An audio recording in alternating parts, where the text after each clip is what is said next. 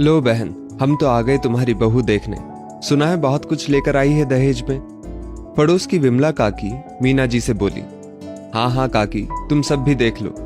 हमने तो कह दिया था जो भी सामान दो वो बढ़िया होना चाहिए, आखिर काम तो उनकी बेटी के ही आएगा।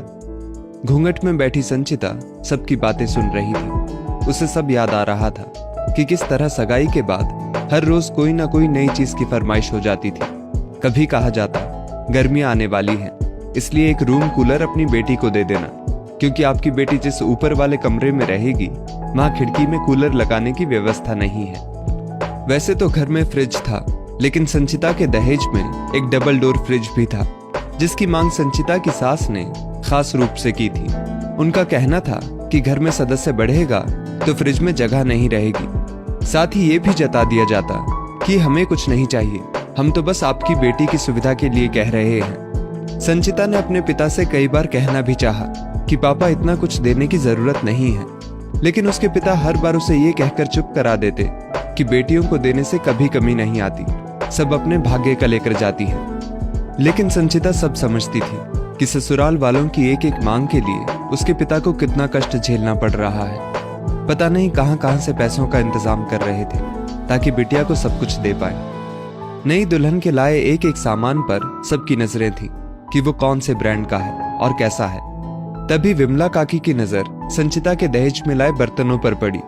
4 बर्नर के गैस चूल्हे के साथ साथ चकला बेलन और तवा भी था। ये देखते ही विमला काकी ने तंज कसते हुए कहा, ये क्या मीना, नई बहुरिया तो अपने साथ चकला बेलन भी लेकर आई है, बहू के आते ही अपना चौका बर्तन अलग से लगाएगी। ये सुनकर मीना जी काफी शर्मिंदा हुई। उस वक्त तो उन्होंने कुछ नहीं कहा, लेकिन बाद में संचिता को सुनाते हुए बोली, हमारे घर में क्या चकला बेलन नहीं था जो अलग से अपना चकला बेलन लेकर आई हो?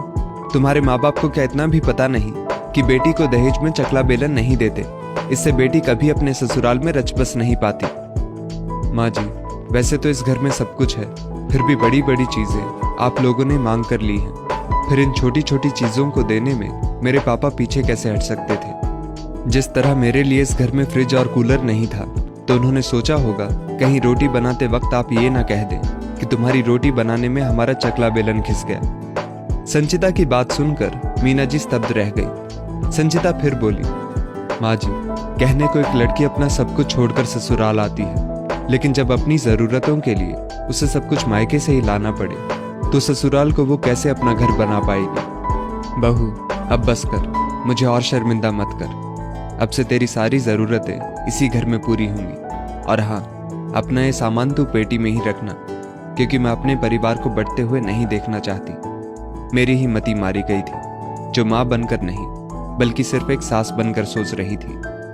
संचिता खुश थी कि आज उसने अपनी बात सबके सामने रख दी, नहीं तो शायद उम्र भर उसे अपनी जरूरतों के लिए अपने मायके पर ही निर्भर रहना पड़ता। दोस्तों, इस स्टोरी को लेकर आपकी क्या राय है नीचे कमेंट करके जरूर बताइएगा, और ऐसी ही और भी बेहतरीन वीडियोस के लिए हमारा पेज जरूर फॉलो करें। धन्यवाद।